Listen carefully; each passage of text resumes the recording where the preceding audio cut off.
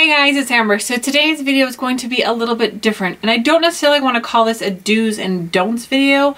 I more or less want this to be just because your favorite YouTuber does this doesn't mean you have to video. So this video was inspired by Risa Does Makeup. She did a video of this a couple months ago, and I was like, girl, this video needs to go viral. It's amazing. So because I want to kind of reach this message out a little bit more, I decided I would make a video as well. I am using some of the things that she mentioned in that video that I agreed with, that I already was saying, yes, girl, yes, I'm totally with you.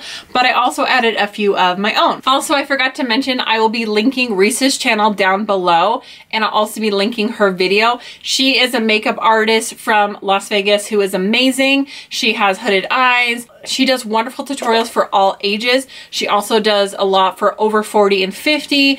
I think a lot of you guys who have hooded eyes would really enjoy her, so you guys should check out her channel. So what my purpose of in this video isn't necessarily to say don't do your makeup like this or do your makeup like this. What I'm just saying is, when people are on YouTube, when you have makeup artists or beauty influencers sharing these tips and tricks, there can be things that are really helpful. But not everything is meant for everyone. And so the best thing to do is treat it like a buffet. You need to pick and choose the things that look best on you, and you don't necessarily have to feel the pressure to do all of them. And I feel like we're getting to this day and age where you've got girls who don't have under eye circles who are color correcting. And you have people that have perfect brows that are spending 15 minutes filling them in when it's like your eyebrows are perfect the way they are. Pick the things that work best for you, that enhance your beauty the most, that enhance your face, that make you feel the best. And some of the things may go either way. You might like the more side, you might like the less side. It's totally up to you. I'm 100% against makeup shaming. I don't think any woman should be made feel bad for how she wears her makeup or how much makeup she wears. I'm just sharing that there are certain instances where some things might be better, other instances it might be like this, and maybe you don't agree with me, and that's totally fine. I just want to share some thoughts about this. So first, we will just start with the basic face. I have rosacea, so I tend to wear a little bit fuller foundation. I also get acne breakouts and things, but just because they make super full coverage foundations like Dermablend and things like that that are super full coverage doesn't necessarily mean that you have to wear a full coverage foundation. I see people that, you know, it's granted, it's totally their choice, but I see people who have flawless skin who wear a lot of foundation. And so it might give you the feeling that if you didn't want to wear a lot of foundation, that you should because they're doing it. And it really doesn't matter if you want to wear a lot or you don't want to wear a lot. But the point is you don't have to wear a lot to make your skin look good. Now, if you like that totally poreless foundation look, then that is great. And that is what a foundation that's full coverage will give you. But I think we're kind of getting to the point where people want to look airbrushed all the time. And I just want to say it's okay to not look airbrushed. It's okay to have a little bit of your natural color show through. And that's something that I've had to embrace over the years, because I feel like I wouldn't even wear blush, because I thought if there was a little tiny bit of redness somewhere in my face that it was going to be horrible and it was just the end of the world. And so these are things that I have had to learn for myself. I think for some women that I've talked to that want to get into makeup, they're a little bit hesitant because they're just like, I don't want to wear makeup because I don't want to wear a full heavy foundation. I'm like, whoa, whoa, whoa, where did it become that you have to wear a full face? And so I just want to show that you definitely can look really radiant without wearing a big heavy full face of foundation. Okay, so I am just going to show you just the difference here. I did have makeup on, so there might be a few remnants. I just took it off quickly for this video, so we will just roll with it. But on this side of my face, I'm going to put the CoverGirl Outlast. And I am just going to go in ham and just do a nice full face here. It's really hard not to put on the other side. I'm not going to try to like purposely make this ridiculous and like overdo it, like make it a really bad orange foundation or something. Like I really am going to make it the best I can. I just want to show you the differences and sometimes what some people do that you don't necessarily need to do. I do love me a good full coverage foundation. You can definitely tell. Same thing. Using a beauty blender, using a more full coverage foundation, you don't have to do that. I'm going to use the IT Cosmetics CC Cream. You also could use the IT Bye Bye Redness if you guys have a little bit of redness. Also, go for a tinted moisturizer or just a more lightweight foundation, and you can get a really beautiful look with some coverage. Now, it's gonna last longer if you put a more full coverage foundation on. That is true. So it just depends what you're looking for, but it's perfectly okay to just blend your foundation in with your fingers. Can I tell you, before I started YouTube, unless I was doing makeup on someone else, I didn't use foundation brushes very much because I always felt like personally it made my makeup too streaky, and I felt like the old-fashioned sponges soaked so much foundation up that I just didn't really prefer to use them. Now, of course, you know, for sanitary reasons, it's good to use those when you're working on other people, but for myself, I mostly just use my fingers. But, you know, I started YouTube a while ago, before the beauty blender was a thing. Like, right? Beauty blender wasn't a thing yet? What? Crazy, I know. All right, so on this side, you can see I still have some good coverage. It does have a little bit more of a dewiness to it than this side. Definitely more full coverage. All right, next is concealer. So for this one, I'm gonna show you what a lot of people do with Tarte Shape Tape. And I am not exaggerating this. I see this in a lot of tutorials. They take their big doe foot applicator, and this would probably be 2 shades lighter than what it is. This is in light neutral. They go like this, and they go like this. And they do a giant triangle right here. I mean, you've seen them with the Shape Tape. It's true. They'd be going all the way up in here like this, and then take your beauty blender and blend it out. Now, for a very contoured look, for someone who wants the very edgy editorial look, this can be great. If you have severe dark circles, if you feel like for whatever reason you need a lot of coverage, this will give it to you, for sure. But for the normal, average, everyday person, do you need to use that much concealer? No, you don't. So now I'm going to show you how I like to use Shape Tape. If you guys have watched my tutorials before, then you've probably seen me do this. I do 3 dots, 1, 2, 3, and then I blend it in with my beauty blender. I mean, the bottom line is if you're going through a Shape Tape a month, you might be using too much. So it still brightens up the area. I mean, I still feel like I got good coverage, but it's not going to be caking, especially if you have dry under eyes or your under eyes tend to crease. That can help with that. Next is baking. I do not particularly like baking. I don't really like what it looks like on me. I have tried it, but it's not really my cup of tea. Now, there are some people who swear by baking. They say that it makes their under eyes amazing. And if it works for you, then I think it's great. I think you should do what works for you. But for me, it just doesn't really work. And a lot of people feel the same way. And they're like, dude, why is everyone doing this? Like, it doesn't work for me. So if you feel like baking doesn't work for you, it's okay. You don't have to bake your face. For this, I'm using the Too Faced Prime and Poreless. This works really good for some people to get that really smooth look. Also can help dust away fallout. Now, recently I've been reaching for the Bare Minerals Invisible Light, and I have just been using that under my eyes to set it, and I feel like it does a good job. I don't feel like it creases on me, and I'm good with it. Then if I want a little bit more coverage on my face, I might go back with something that a little heavier. This is my MAC Mineralized Skin Finish, and you could definitely set the rest of your face. So we'll let that bake. The problem I find with baking is that in real life, when I look in the mirror, I can't see the bake. But when I look in the camera, I can see it. So what I found too is I wouldn't get all of it brushed off. I'm looking in the mirror, I literally cannot see it. Then I go back and look at the footage and I'm like, oh mercy me, I got bake all over my face. Next, I'm probably gonna say something that is unpopular, but I'm okay saying it because it's really how I feel. Some people do not need to overly fill in their brows. I know, brows are everything. Brows are huge. Brows are amazing, and I think a well-groomed brow looks really good. But I see some people that don't have very blonde brows that have like just dark brown brows.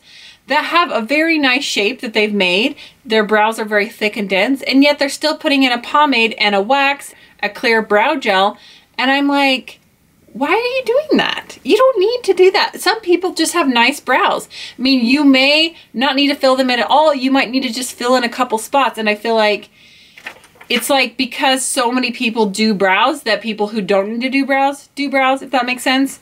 Now, I definitely think a product can be used several ways. I've got my Dip Brow Pomade, and I'm not gonna make this extreme, but you definitely could go in a little heavy-handed, and I've done this in some of my videos too, especially when I'm wearing more makeup, more eyeshadow, and you definitely can give yourself a defined brow. I think it looks good. I think that it definitely frames your eyes. But there are some people who don't need to do that. Does that make sense?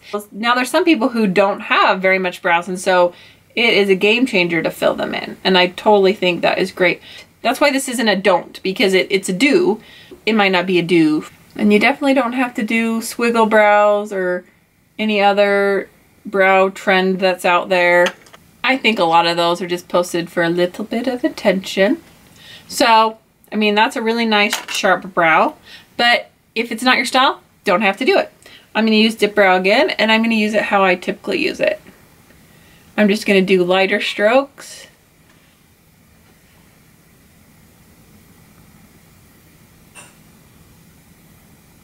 Fill it in, to me, just a little bit more natural. And again, it also kind of goes with how much eye look you have. Sometimes I think, for me, to see someone have very bold brows and not a lot of other makeup on the face, it seems a little strong.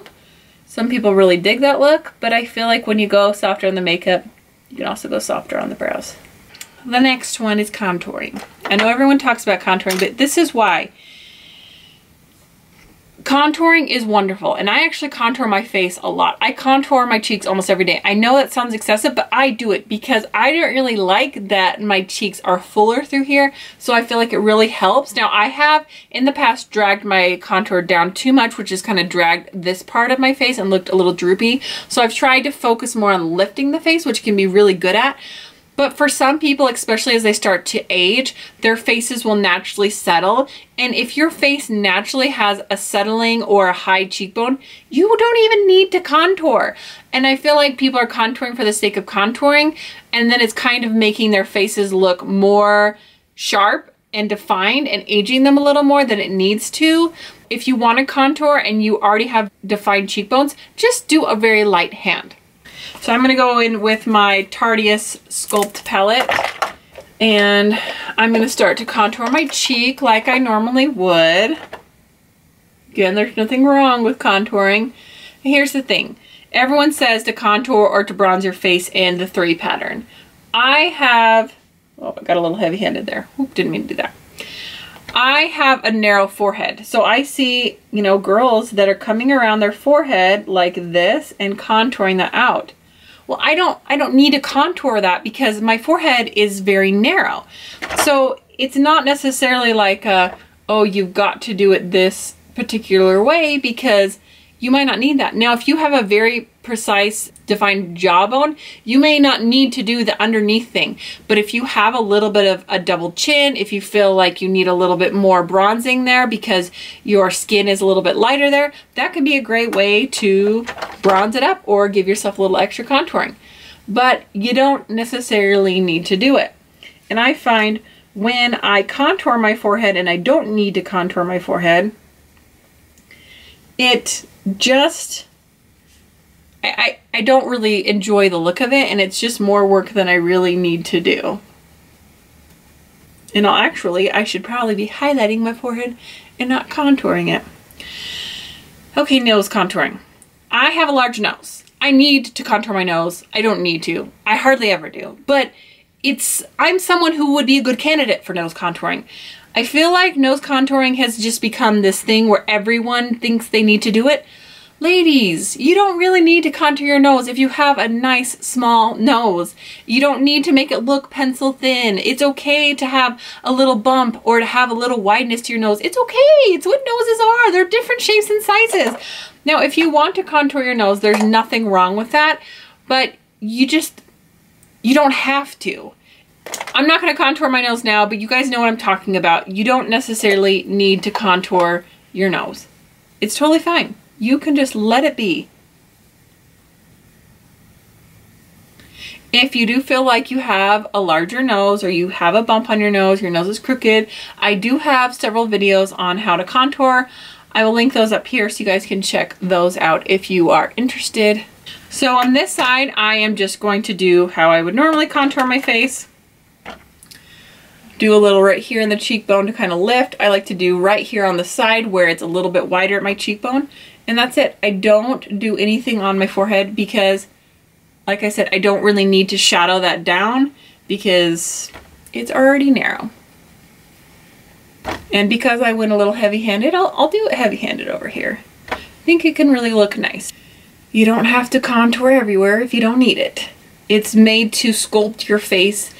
It's not a must-do for every day or every occasion. And some people it's photography or filming, like if you're a YouTuber, or going out on a special occasion. Now, I'm a makeup addict, so yes, I do it on the daily, but do you have to? No, you don't.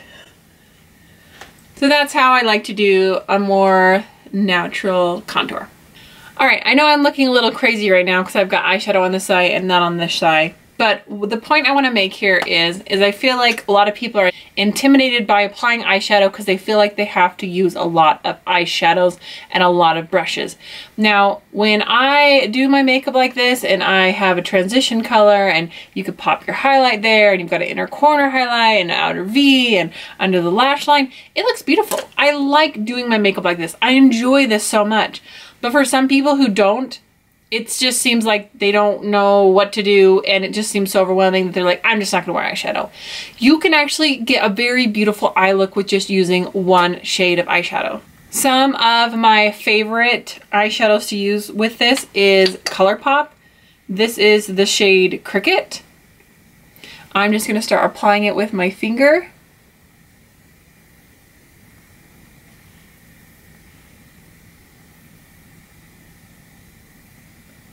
And then I'm going to buff out the edges with a brush.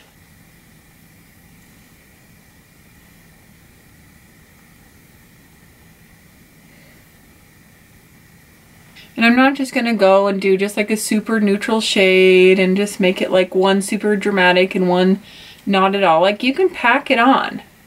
And get your brush in there and kind of deepen the crease and soften it out. My point being, you can even do a really pretty smoky eye by just using one shade. But that literally took me just a minute. One shade. I could also get a little pencil brush, throw a little bit under the lash line. I'm guilty of this too. I use a buttload of eyeshadow all the time. I want to use all the colors. But, you know, some days when you just don't have the time, you can get a gorgeous look, even if you do have the time, just using a single shade. Also, I know a lot of people don't like wing liner and a lot of people do like wing liner. It seems like with Instagram and the beauty community, it just feels like, even with makeup looks I do, it feels like people don't think they look as good if there's not a wing liner on them. And with hooded eyes, it can be exceptionally challenging to do a wing, but it can look very beautiful if you find the right placement for your eye. Okay, so I went ahead and did an exaggerated winged liner on this side. I think when we think of, you know, having a finished smoky eye, you just think, okay, it's got to have the multicolor, it's got to have the pop and highlight, it's got to have the wing, which this is beautiful. I love how this looks. But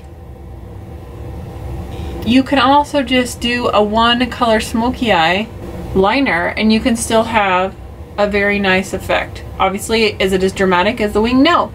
But it's not that one's better or the other one's better. It's just different, and it's okay to do different kinds of looks. You don't have to feel bad if you can't get the wing liner down, if you know what I'm saying. And I think being able to do a smoky eye with one color like this is really nice and wearable and approachable for so many people who just, they're like, how do I use 500 brushes and which ones are they and how do I hold them? It gets to be so much. You can definitely simplify and do it this way, and I think have a really nice look that way as well. Let's talk highlight. Now I love me a blondie highlight, so I don't think there's anything wrong with loving it, But there is kind of a time and a place where sometimes people just don't like highlights. I have people even say, you know, like they just don't prefer a highlight on themselves. And there is nothing wrong with either way. You can totally shine it out to your heart's content, or you can go super natural. The one thing I would say with highlighter, be careful if you have a lot of acne. It can really exaggerate it. I'm guilty of this as well. A lot of times I'll do it just to show in the tutorials what the product looks like, but there are times when it is better to go less on the highlighter because of texture on the face, because of acne. If your skin is really oily, sometimes it can make you look even a little bit more oily. So it's nice to go for something a little bit more natural. This is the Pure Nude from Essence. This gives you a little bit of the highlight, but it doesn't totally in your face. And you also can just buff it out a little bit more so it's just not as noticeable, and keep it a little higher. If you bring it down onto your cheeks a little more, like I'll show you. If you end up bringing it down here a little more, it can exaggerate your pores a little bit. You can just see it's like putting a little magnifying glass on those, and it can really make that texture show up more. So I love highlight, but I would just be a little bit careful with it. I think it was a trend a few years ago to put highlight right here on the apples of your cheeks, which can be very pretty. Just something to note that it will exaggerate your texture a little bit more. The next thing is a little controversial because a lot of people love this, but I'm not a fan. Highlighting the nose. I think highlighting the nose in a very, very small fashion was made purposeful for those who have a downturned nose, to kind of lift it and make it look more pointed upwards. Now, that does not mean that everyone needs to highlight their nose, just like not everyone needs to contour their nose.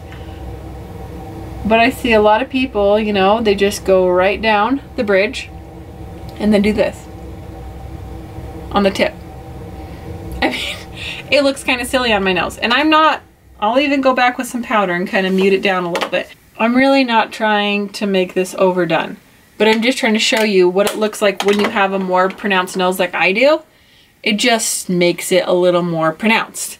And it can be a little distracting because like all you can see is like, hi, look, I have a ball of highlighter on the end of my nose. It's just, it's not always a good looking person as it is in photos. I mean, you get the really cool like light shining on you for Instagram, but you just have to think, is this going to be something that looks really good in a daily life? I have seen times where it does look good. People who can just shade it just right, it gives it a little lift to the nose. But you don't need to do it. So if you're thinking, I gotta highlight my cheeks, I gotta highlight my nose, you just don't have to do it. Okay, now blush. I am guilty of this as well. You don't necessarily need to wear a contour, a bronzer, a blush, and a blush topper, and a highlight. You can just pick one product, even that has a little sheen, that will do it all. If you pick something that's kind of a little bit of a shimmery blush, you definitely can go in and, you know, give yourself a little shimmer. You can go matte if you prefer to do that. But sometimes I see very dramatic cheeks, and it can be a very great editorial look, but it's not necessarily something that you have to do. And I'm going to even use a natural color and do that. So you get the blush going there, and then you gotta have the shimmery bronzer on top of your contour, because you just can't contour, you need to do both. And then you need to have your blush topper, so you're going to take something that is shiny to put on top of that one.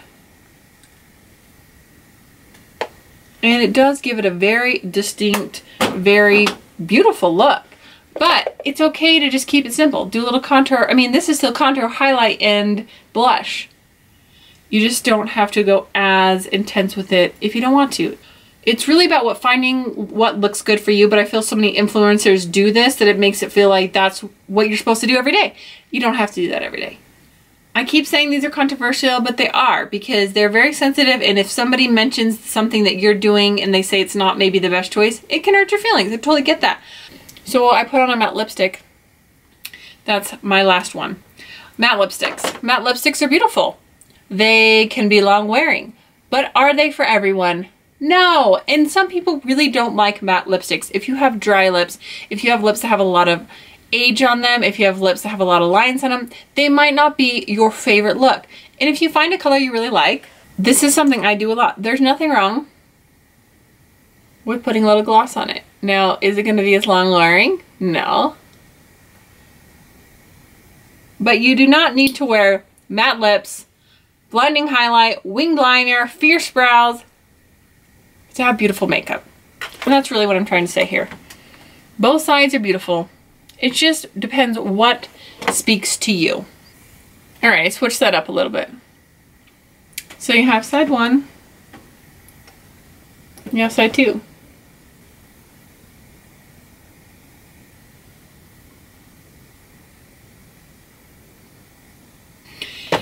Anyway, those are my thoughts. Thank you for watching this long drawn out video. I hope that the point of this came across.